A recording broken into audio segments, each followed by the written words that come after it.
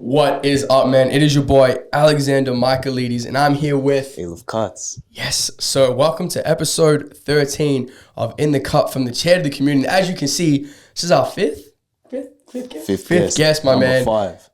Fifth guest. I can't wait. A client of yours, man. You want to do the honors and introduce our guest, man? Yeah, for sure. Here we got Ali Ozion. So Ali is you can obviously introduce yourself, but talk about out of interest and all that. Yeah, my name's Ali. I've been coming to this handsome fella behind me for I can't remember, man. We tried figuring it out just before, but I'm like, I don't remember, man. It's been almost while. a year, I reckon. You reckon?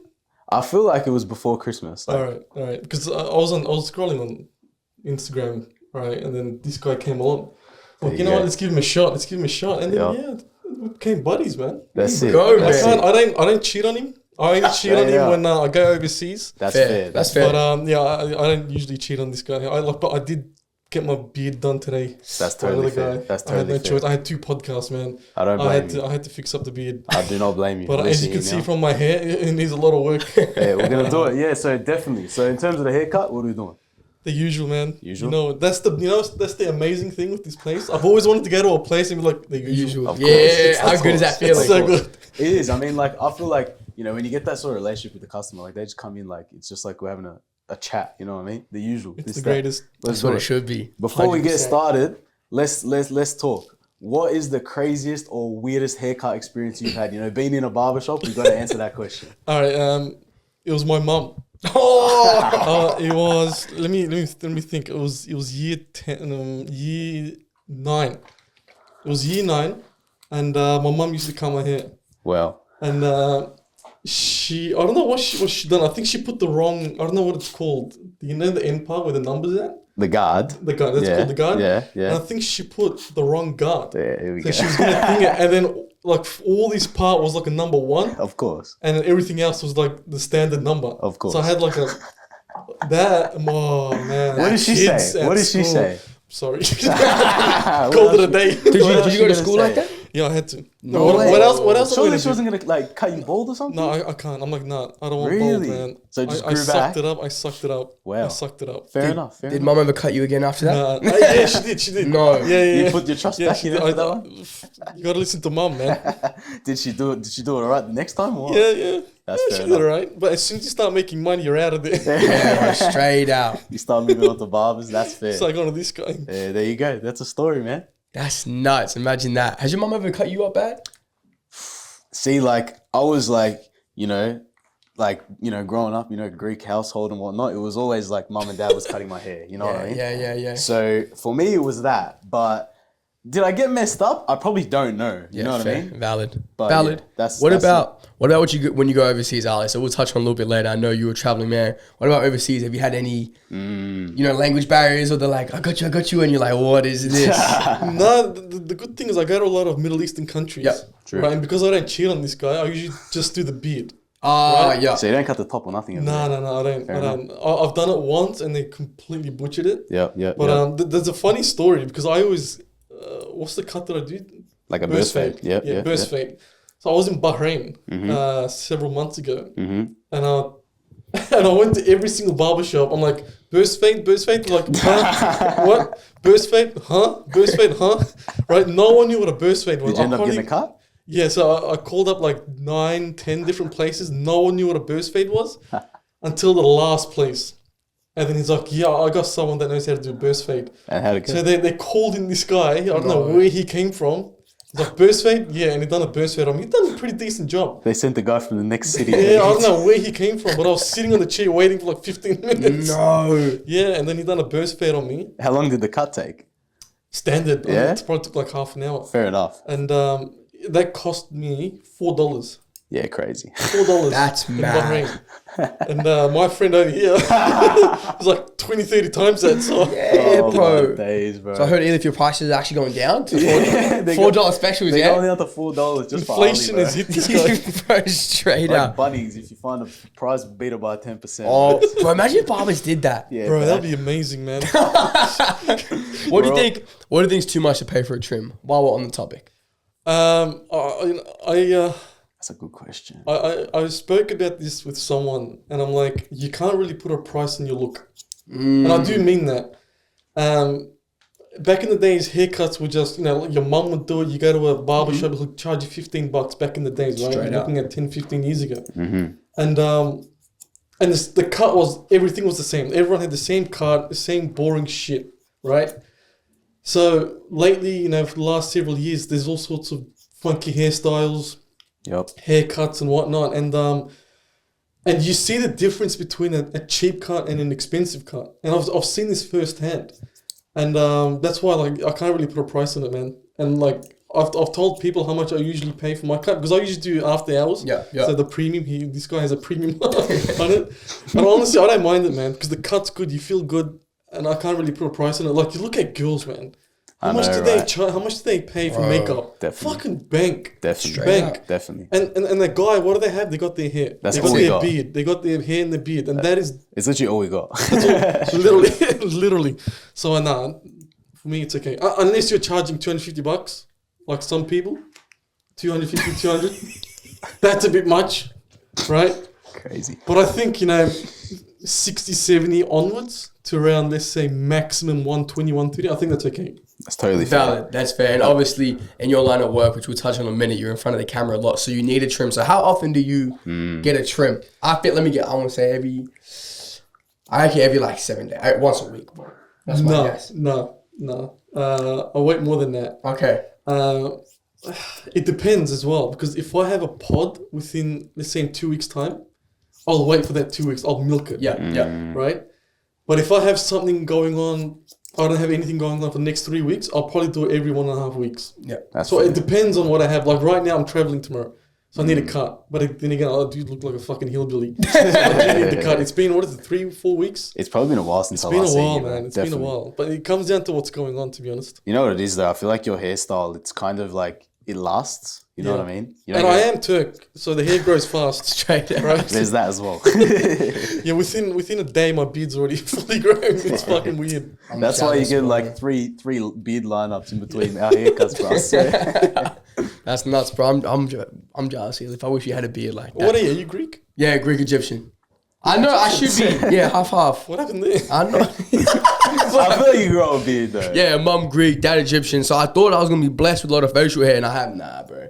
I don't have it, man. But unfortunately, it is what it is. But moving on, man. And like you said, when you have a podcast, so tell us, man. What's your podcast? What's it about?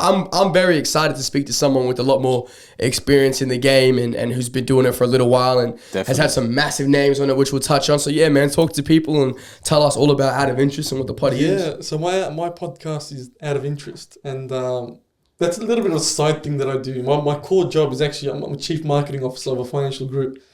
And we started the podcast 2022 October. And the first guest was Peter Bolt, Olympian Peter Bolt, right?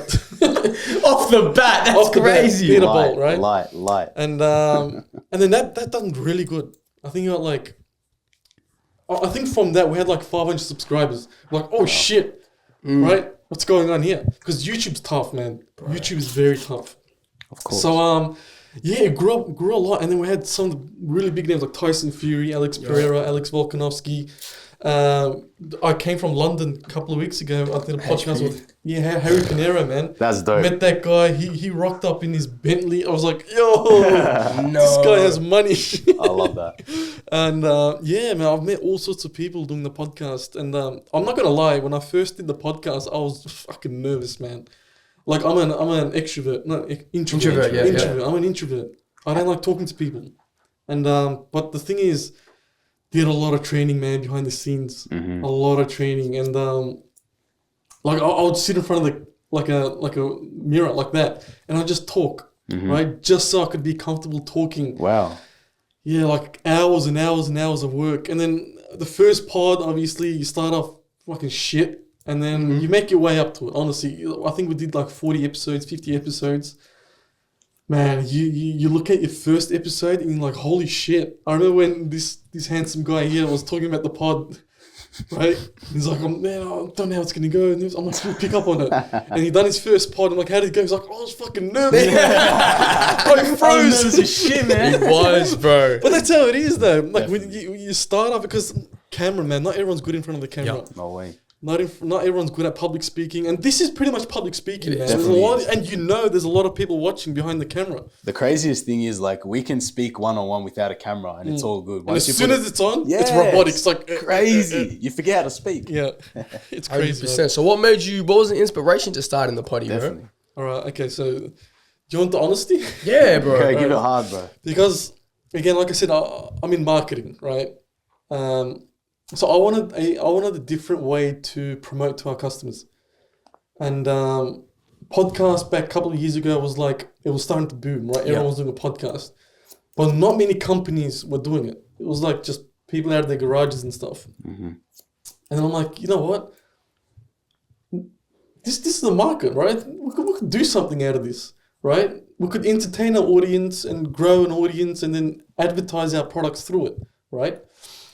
And then, I pitched it to Dad. The Dad's the CEO, so I pitched it to him. He's like, "Yeah, go fuck yourself." Right? He's like, "You're just gonna, invest in your brand. You just want to be big." I'm like, "Look, firstly, no, right?" And then, it took like 6 months to convince him. I think he had enough of me, right?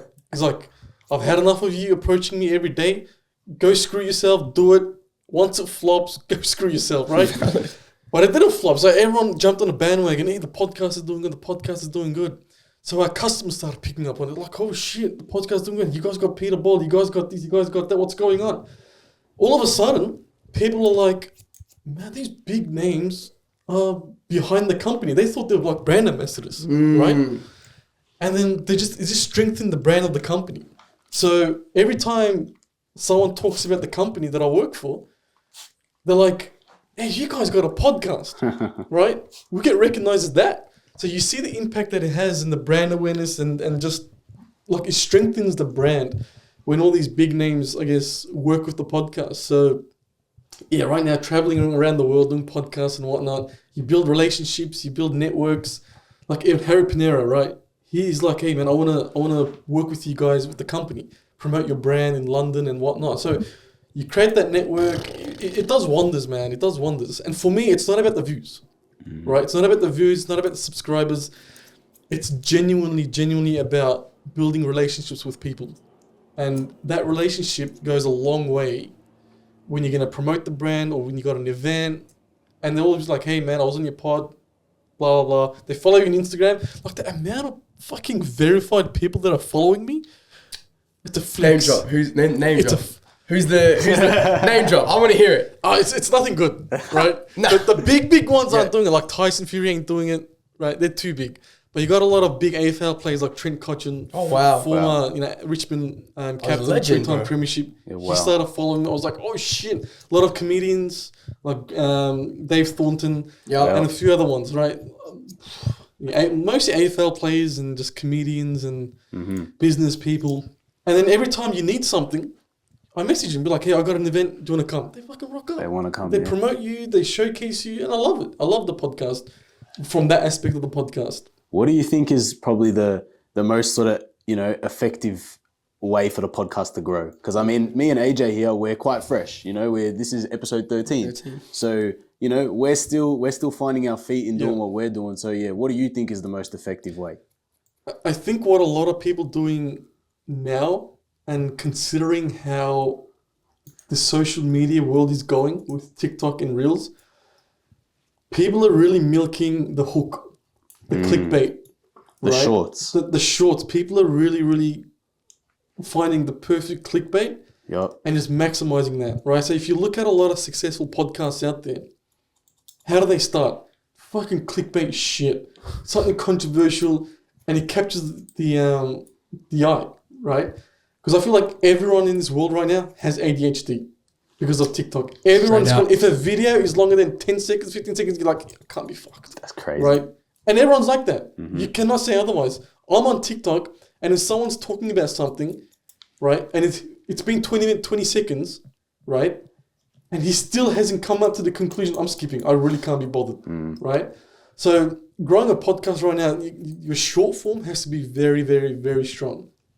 But also the content, right? The content has to be strong, and it's not hard. It's not hard to grow something in this day and age, man. The algorithm just picks it up and you just fly. As long as you don't say anything controversial, you'll be, like in terms of like blackness, you start talking about Taliban and shit, you're going to be shadow banned, that's for sure. But that's totally fair. I think we're going to veer away from that, yeah? Yeah, bro. I got to get rid of the next topic, yeah. That's crazy. But were these things kind of you knew, or you were just learning along the way? You learn a lot as you go. You test things out, and then you learn what works, what doesn't. And but it takes time. It takes time. Don't expect to grow in 6 months. Do not expect it. When for you guys was that point where you really hit your stride and you're like, okay, like we're really growing, we're seeing the growth, like we're getting all these big names on, like this is the moment. It took 1 year. A year. It took 1 year. Yeah. And it really blew up after Tyson Fury. He was our first big name.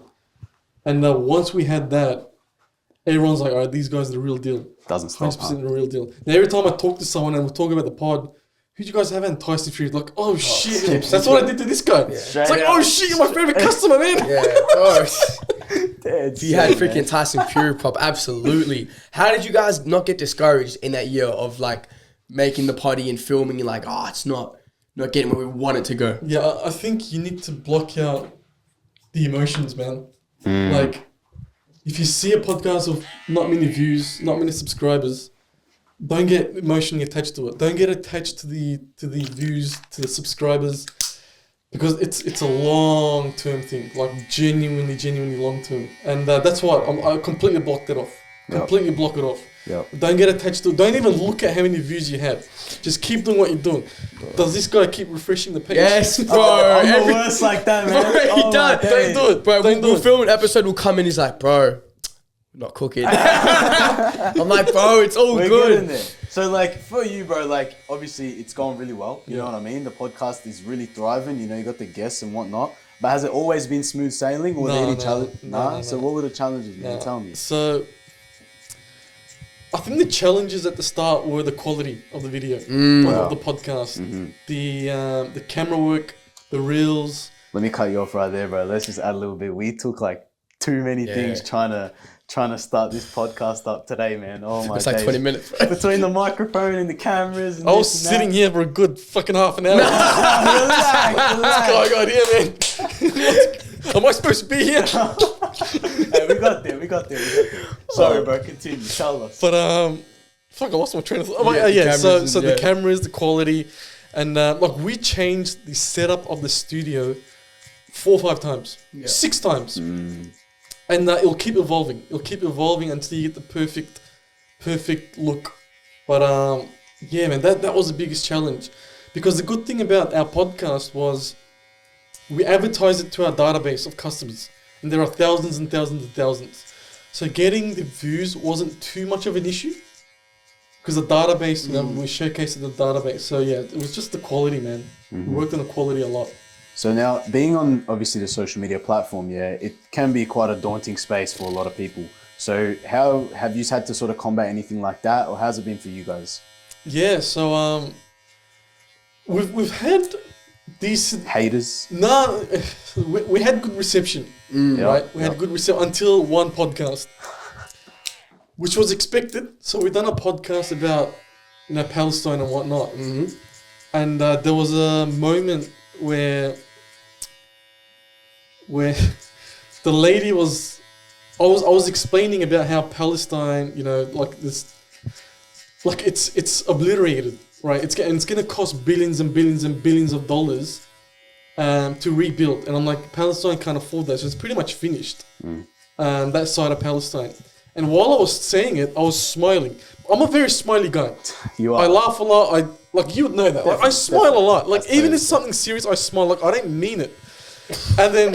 She's taking it like you were laughing and about then people thought I was making fun of it. I'm like, oh shit, I'm copying it. I'm fucking copying it, man. No way. And I did not. I stopped looking at the comments. Even when you recorded it, you didn't expect it. You know what I mean? No, man, no. Like I didn't realize that I smile. Yeah. So I cop so much shit. Till this day, I haven't looked at the comments. Oh my. Like I'm like, leave it. So that was. That's fair. Yeah, it's probably like a fucking war zone in those comment section right now. I don't know, man. It's one of those things where you can't really. like come back from. You know, it's not like you haven't intentionally put yourself in that situation. Yeah. So that was. How do you deal with that anyway? Just don't look at it. Just don't look at it. Don't look at it. Just move on. That's totally fair. But because again, like it wasn't my intention at all to do that. But I'm sorry, guys. In terms of like having guests on and whatnot, how do you guys keep it fresh and always think of content and topics? Like, what does that process look like for you guys? Yeah, so I have a podcast producer. Oh wow! What so we're gonna get one of them, bro. Wow, bro. And shout out to Wade, man. He's amazing. Ever since he's come, man, this guy has taken the podcast to another level. He finds the guests, he books in the guests, he comes up with the questions, the brief. And all I do is he sends me the brief 1 or 2 days before the podcast. I study it, I do my research, I sit down, do the show, walk away. He does everything. Takes care of the editors, takes care of everything. I just come in, sit, talk, disappear. Dope. And like that is extremely important. And that honestly helped me a lot. So shout out Wade, man. That guy's a legend. And the good thing about him is he has his own podcast as well. Oh wow! Which is doing really well, right? And I keep forgetting how to say it. It's like DOS and D, right? Okay. I think that's what it is. And so he's like mastered the art of that. And yeah, so he sources all the guests. So I just chill, to be honest. Fair enough. What's that like to be able to just come in and do your thing? And at what point did you guys get Wade on board? Yeah, so we got Wade almost 6 months ago. Before Wade, for 6 months, I was doing everything, the sourcing, the brief. And we weren't very consistent with the podcast, so we'd release like 6 podcasts and don't release anything for a couple of months. Because I get like busy with my marketing stuff, man. And then so I'm like, you know what, I really do need someone. So Wade came in, fucking saved the day, man. So I'm so thankful for him, I swear to God. So every time we like go to Sydney, do podcast there, he comes, does his thing, and we all have a good time, man. So in terms of, you know, your busy schedule and whatnot, you know, going to Sydney, going this, going in overseas, going this and that, how, obviously you touched on how, you know, you've made contacts and connections with your podcast guests, but how has that sort of, you know, benefited you in your business and all that sort of stuff? Yeah. So on a personal front, you know, being connected to a lot of influential people has a massive benefit, right? Because like I said, like every time I hold an event, I invite them, they come. A lot of my influencers, a lot of my celebrities, athletes and whatnot. And having those connections goes a long way. And every time we want to, I guess, promote our products and services, I reach out to the influencers, we have a great relationship, they come to our events, promote the brand, promote the product. We you know, they do all sorts of things, man. Like, it's taken us to another level. And yeah, man, like, and people are very thankful for that. Like, I'll give you an example. So I did a live podcast with Alex Volkanovski at Sydney. The GOAT, man. In Sydney, is the GOAT. At Sydney, to 70 people. It was a private live podcast, and it was all filled with influencers, right? All Muslims, because the company, the financial company I work for is Islamic, right? Financial company. And so they came in, and they're so thankful for that opportunity. Where every time I need them for something, they do it because they're so thankful that they came to the event, they met Alex, they took a photo with Alex with his belt, and they don't forget that, right? So, yeah, man, like I'm very thankful for it, and it comes in handy. I'm not gonna lie. 100%, but I also think that, you know, it's a credit to you and your energy and your aura and just the person you are, man, because I don't feel like they'd just be doing that for anyone if you were just some dishonest or distrusting guy, man. So, you know, credit to you and all the success you got going on. But in terms of guests and riding the train, how do you find them, source them, get them on? Peter Ball off the bat threw me off, bro. When he said I had an Olympian first step. I was going to say, we got like... I have an old coach, bro. I'm like, how's he done this, bro? Shout out Mike. That's crazy, bro. So, the way we got Peter was I reached out to his management, right? And I told this good-looking fella, right, that, man, just shoot your shot, right? What's the worst that's gonna happen? You're gonna get ignored, right? Fuck it, right? Reach out to crazy people, but you just don't know what's gonna come out of it. So reached out to his management. he came down, hell yeah, and we got the podcast done. And ever since, we've been great friends, right? He comes to my events. You know, before he went to the Paris Olympic Games, he came to the office, wished him good luck. So again, like, because a podcast is like usually an hour long, and usually you don't talk to a random person for an hour. Right? Literally. So in that hour, you build such a connection where you automatically become friends, right? Because you spoke to that person for so long, and you're talking about personal things. So yeah, man. And I guess getting Peter straight from the bat helped us a lot, because again, he's an Olympian. So every time we sourced other guests, we send them a pitch deck of out of interest, which has all our past guests and whatnot. And when they see that, they're like, "Oh man, fuck, these guys are the real deal." So it's not very difficult for us to source customers as guests. But yeah, that's the way we do it. Did you find pressure from like having Peter Bowl on first to be like, okay, like we got to keep this train rolling, like we got to cook, like we can't just get Bob from down the street. Not necessarily. I think the pressure came when we had TYSON. Yeah, bro. Right. When we had TYSON, we're like, yeah, we can't downgrade. But the bad thing is, in Australia, there ain't much big names.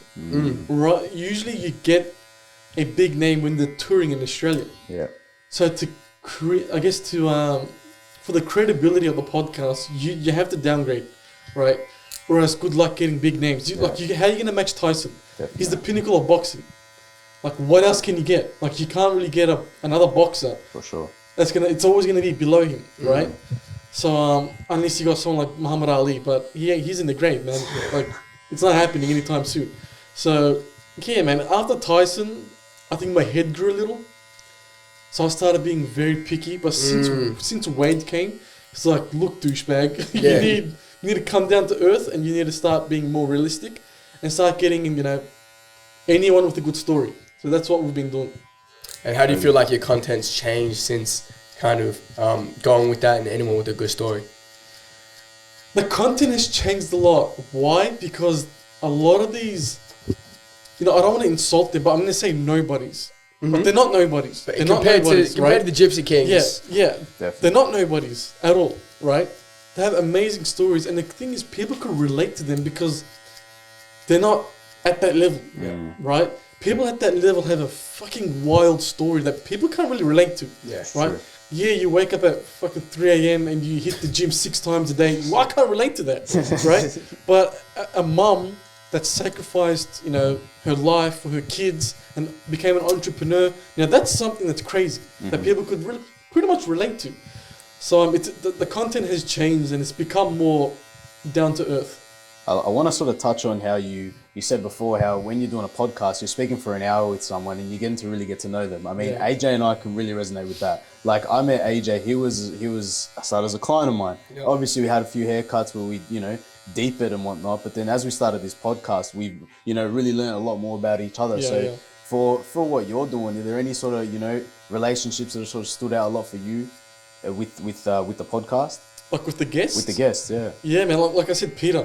Right, like bum chums. Yeah. Right, we messaged each other here and there, and like at the Tom Brady event, right? He came, right? He was down for it, loves it. He always, like, whenever I have an event, he'll be the first one that I'll invite. He's always down. So creating those personal relationships has helped that a lot, and it's with pretty much all the guests except for the massive names. Yeah, they don't want to borrow you, man. They really don't want to borrow you. They come to the pod and good luck. They'll never want to see you again. But yeah, like everyone else, man, like the relationship's still there. Beautiful. Like, I'll put something on my story, they'll respond to that story, right? As a friendly thing, like, hey, how was that? So they'll always create that conversation instead of, doing the pod and dipping. So that friendship means a lot. 100%. And one thing I wanted to touch on, you said a lot of big names and getting stuff out of them. What was it like having Pereira on? And obviously he doesn't speak English. So how was the fluency from going from him to his big translator to Pereira, back to the translator to you? Like, what was that experience like? Yeah, so that was very different, man. So the way that worked was I saw him come out of the elevator and he was walking towards the studio. I was petrified. This guy, stone cold look. stone fucking cold, right? Tall, and he looks like a fighter. Like, you look at him, you're like, this guy could fucking murder you, right? And I was petrified. World champ. And then takes a seat. His translator comes, Plinio. Great guy, man. He's dope, yeah. Amazing guy. Real G. And he's like, hey, don't talk about this, don't talk about that. Everything else is okay. And one thing that he said don't talk about was, don't talk about Izzy. Right? He's like, don't talk about Izzy. Most likely he's going to punch the shit out of you if you do. I'm like, all right, I ain't talking Maybe about I Izzy. shouldn't. Maybe, I think that's a good idea. Thanks for the advice, man.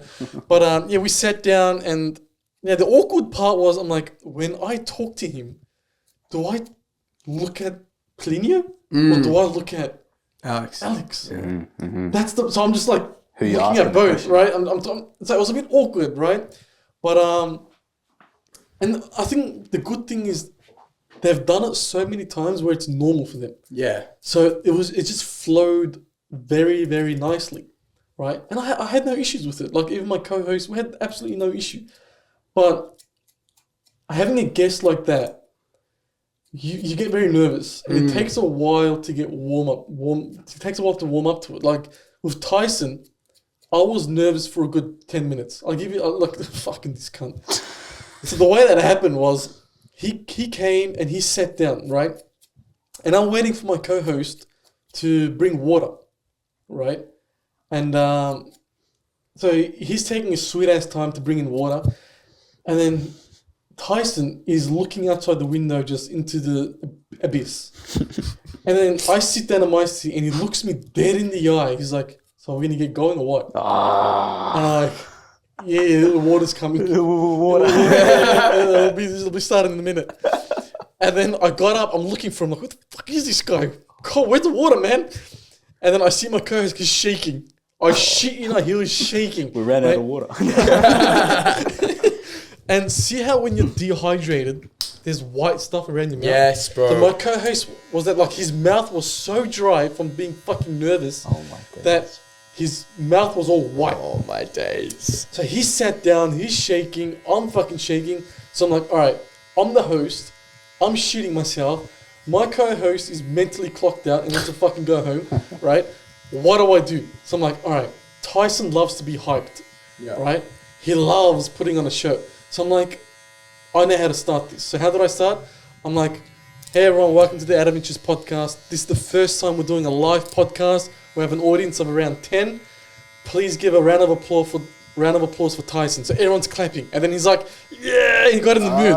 And that broke the ice. Yeah, right? And I felt like a fucking champ. Yeah. My co-host was still shitting himself because when it was his turn to talk, he's like, so, I'm like, motherfucker. He's cooking it. He's cooking it. Tyson thought it was a dusser and shit. So he was out of it, man. But yeah, when you meet these big names, it's a different ball game, man. Absolutely different ball game.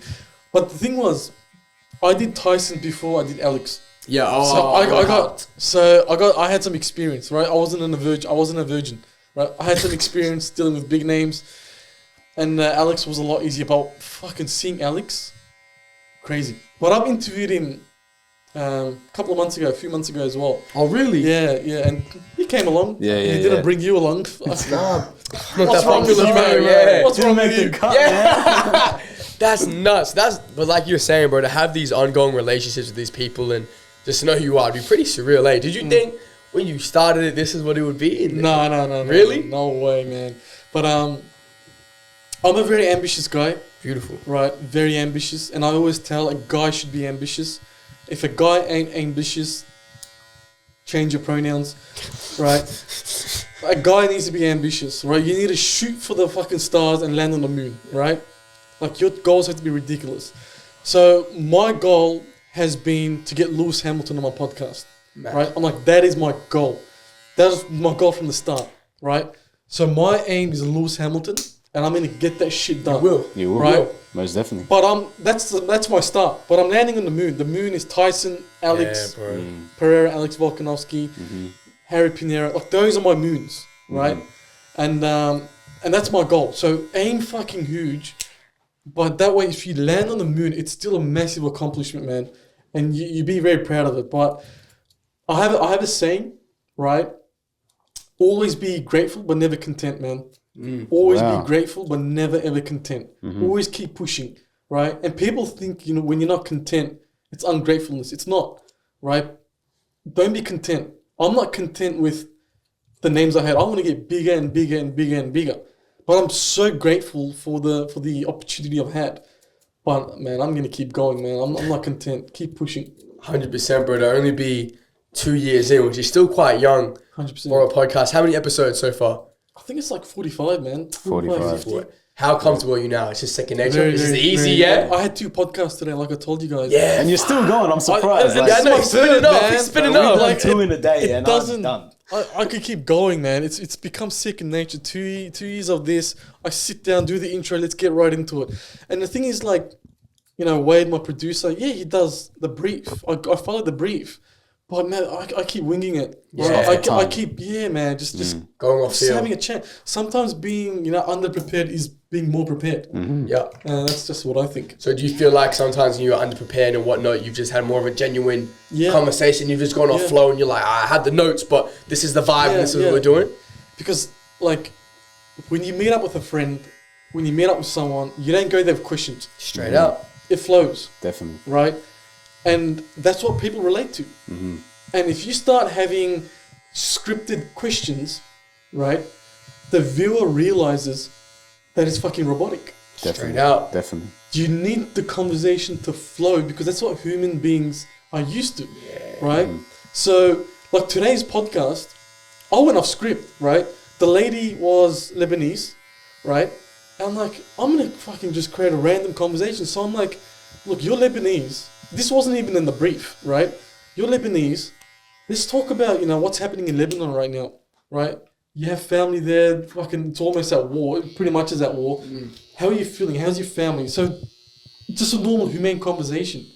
And then from that, like, all sorts of conversations came about. And then we figured out, hey, she actually ran away from Lebanon while it was war-torn. So she related to what's going on right now. Wow. So, man, when you have just a casual chat, like, you'd be surprised where the convo takes you, man. 100%. And do you feel as though all those skills and being able to wing it and whatnot has helped you in your professional life and in your everyday, day-to-day life? Yeah, so I'll give you an example. So I used to, like I mentioned, like, I was an introvert, so I used to be terrified of public speaking, right?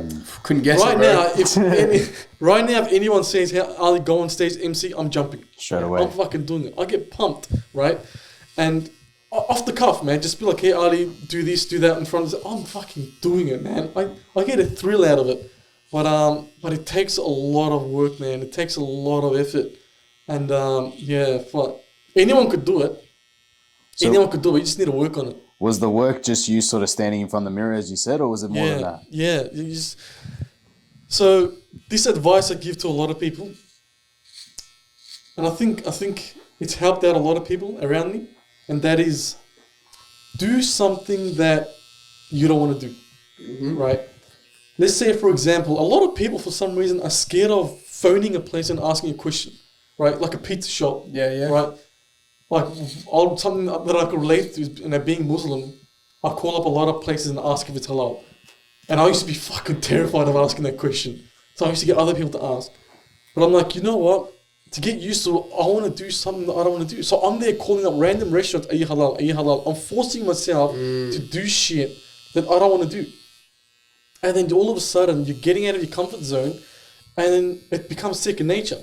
So the first MC gig that I did, I literally fucking forced myself. I was shivering, shaking, fucking shitting myself, right? But I didn't quit. I forced myself, right?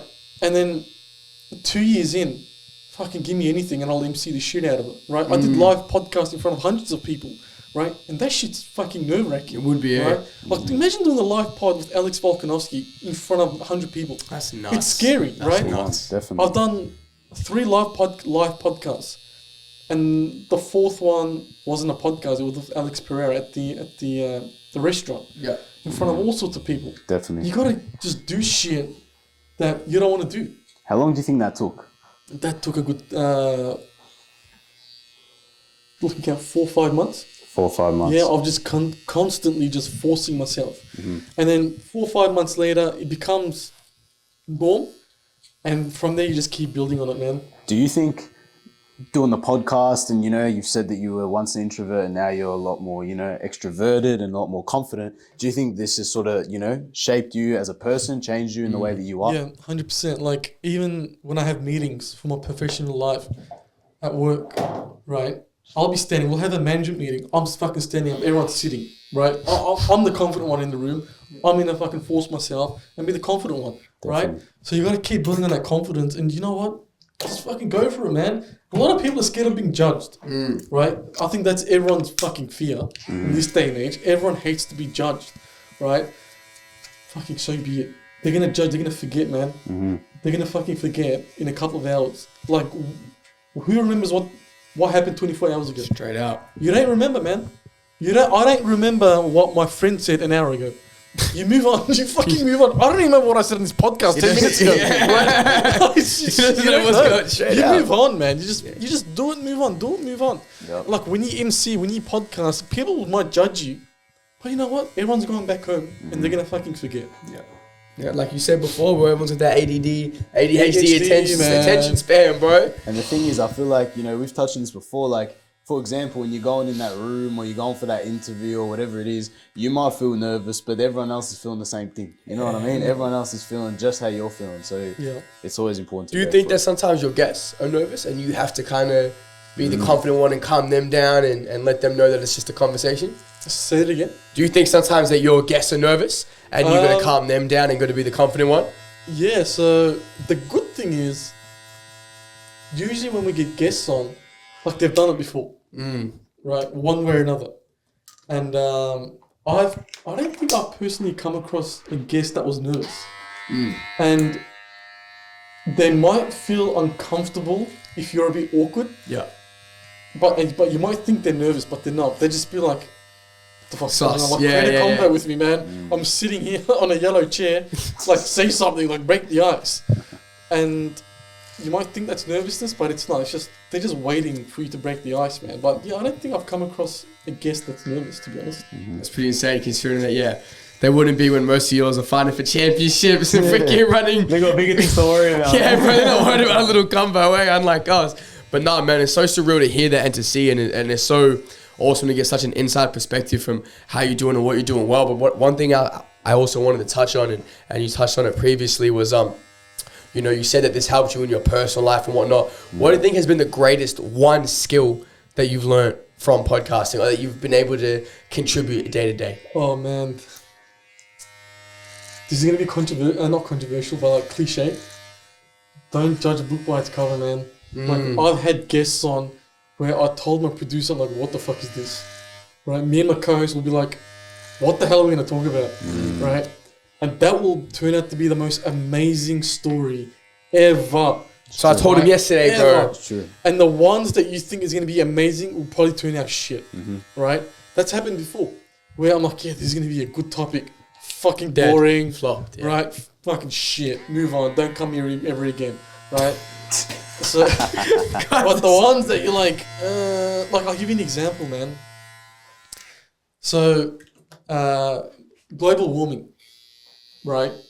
Fucking boring. No one cares, bro. I don't believe in it.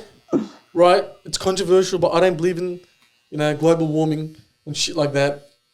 Because if they say the Earth is 70 million years old, it's been going okay so far.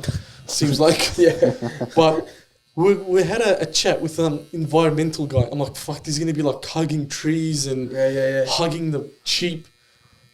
It turned out to be one of the most amazing and insightful conversations I've ever had. Wow. And I thought he was going to be a crazy tree hugger.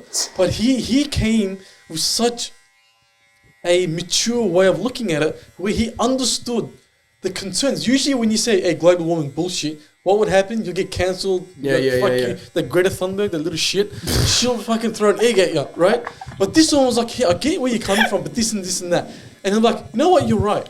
Sometimes this is not right. Sometimes this is not right. It's not always perfect, right? And I was like, yo, this is amazing. So I walked out of that podcast like, holy shit. I went into that thinking, by the end of it, I'm gonna be like, what the hell did I'm gonna finish the pod within 40 minutes. That's what I thought.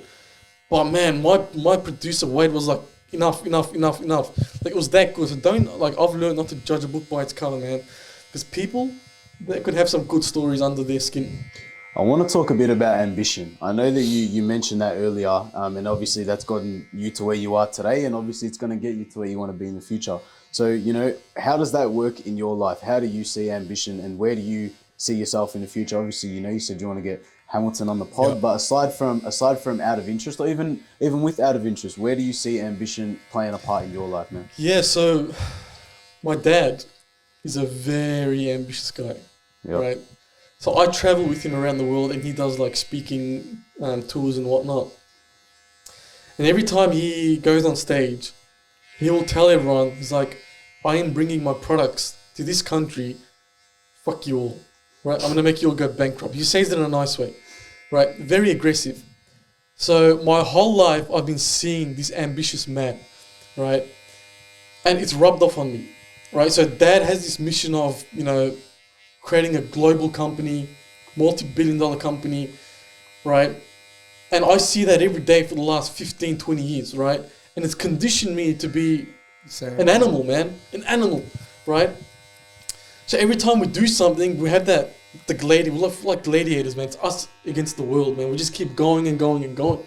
So I think from seeing what dad does, it's rubbed off on me a lot. And I'm the same, right?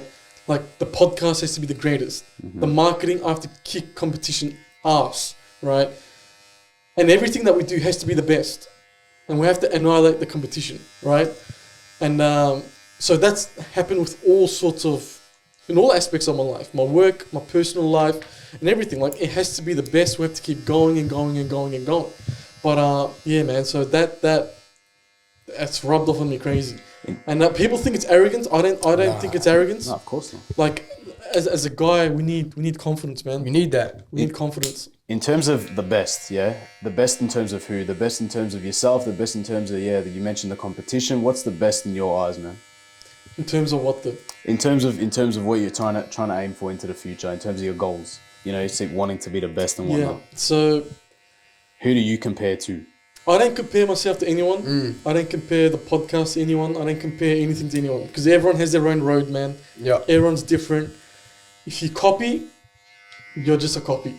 Right? You gotta set your own way. You look at, you know, the biggest billionaires, the most successful people, it's their own journey. Right? They've all done their own journey. And by the time people start copying you, the train is already gone, man. Right? You're playing catch up. Like, in terms of me, the best that I want to do right now is just make sure that my family is comfortable, man. Like, they don't have anything to worry about. No money worries. No, like, the roof over their head, food in their belly. They don't have to be like, oh shit, what am I going to do with my future? Their future's covered.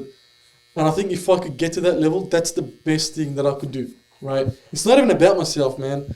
So that is the ultimate goal for me, because if I could make sure that my family is comfortable, that means you have done work for the next 20, 30, 40, 50 people, the next multiple generations. That's a lot of work, right? If you could make sure your future generations are comfortable, that's a lot of work, man. And you ain't going to get that by sitting on your ass. Is that what keeps you going? Is it family? That's I tell my dad that all the time, man. I'm like, I need to make sure that my family is comfortable, right? And they have nothing to worry about. Do you think that you kind of got that mentality as well from your dad? Obviously that he is grinding and like you said, working so hard that he's instilled that in you and you're like, you know what, I could do this for my family? Yeah. So he says it all the time. He's like, I've done this for you guys and make sure that, you know, you guys don't slave away like I did or like he did, right? Because he's had a tough life, man. He hasn't had a smooth.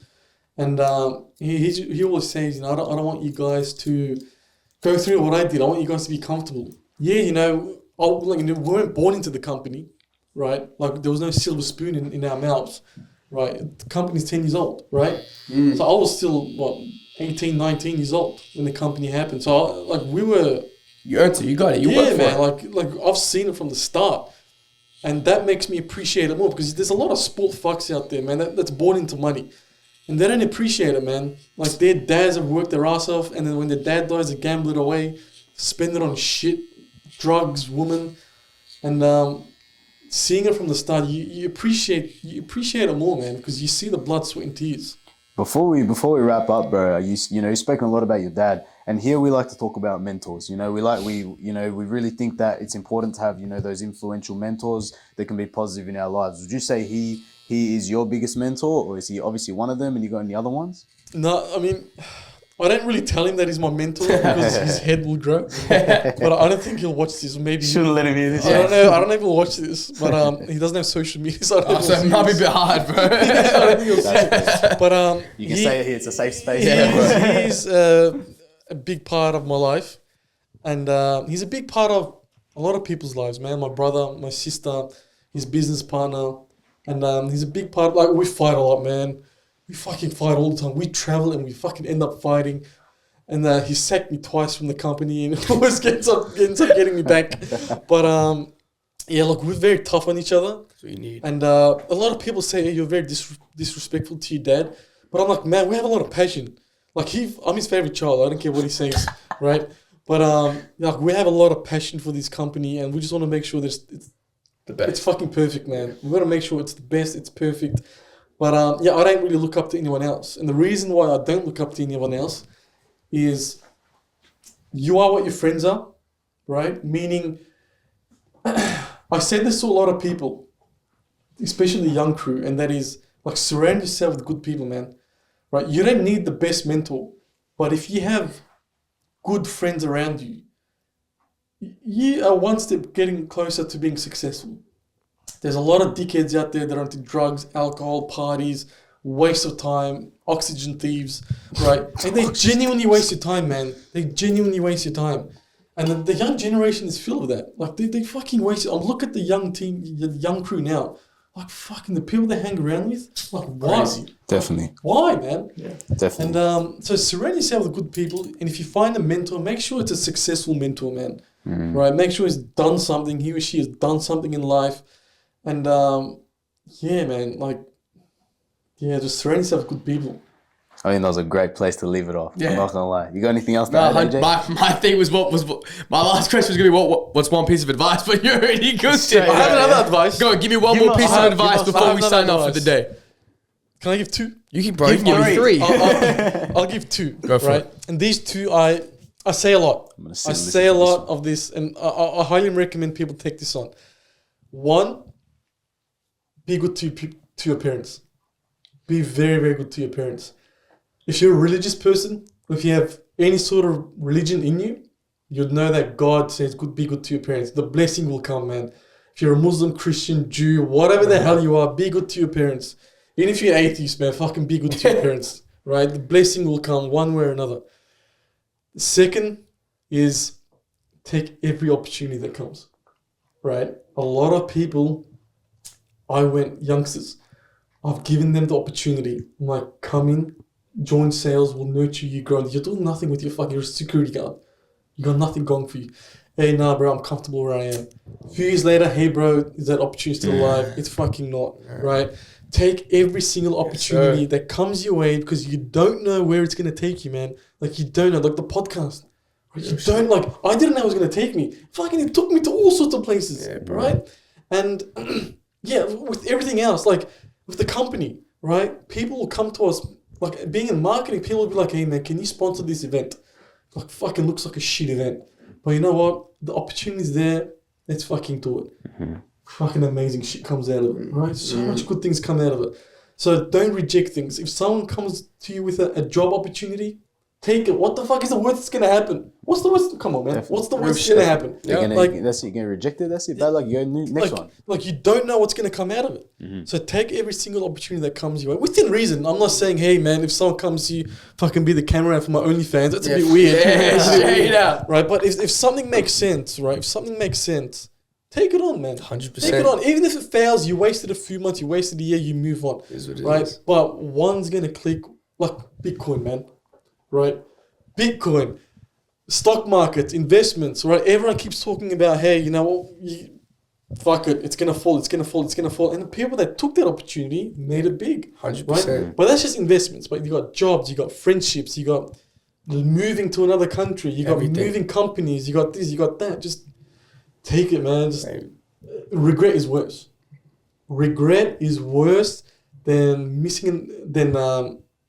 I guess losing a couple of months, wasting a couple of months. 100%. Regret sticks with you, man. Hey man, like you said, in taking that opportunity, that's what I feel like Ealef and I did today. Obviously, we filmed yesterday. Definitely. We weren't meant to film today. He called me. I'm meeting my dinner. He's like, hey, bro, we can get him on. I'm like, run it, bro. Run it. Run it, bro. We're going to have it. 100%. Heaps of fun on this podcast, bro. I think we've learned a lot. I think the viewers are going to learn a lot. And it was just really fulfilling just for us to be able to be in this situation together. Space, 100%, man. So, Ali, thank you so much for coming down, spending some time with us. I know getting the trim and holding the mic is the most comfortable thing, man. It's not bad. It was a real great opportunity for us being young podcasters to get someone with freaking experience and $1 million worth of game, man. But obviously, before we sign off, you're going to make sure the cut's clean. We're going to make sure the cut's clean. That's the last part of that. You can have a sauce. No, I like it, brother. It's shit, always good. It's shit. It's always good. It's always good. But, my brother, thank you so much, man. Episode 13 in the books. In the cut. From the chair to the community. That's it.